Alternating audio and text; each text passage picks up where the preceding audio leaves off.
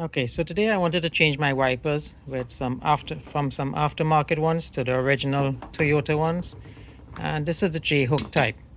So what you need to do, there's a clip here that goes onto it like this, and then this snapshot, so it goes inside here, this groove here. All right, and you slide it on and it clicks. So you just need to raise this piece up and then pull it backwards to get it out of the hook.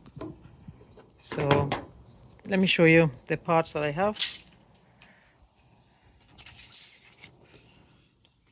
I didn't mention this is a 2017 Toyota Sienna minivan, and the parts I had to purchase was this one, 85212E, so 0E050, and 852220820, and here they are,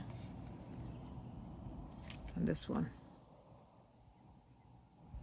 All right, so this is what I ended up with, and you just need to raise the clip, this clip here, and slide it on so it goes on.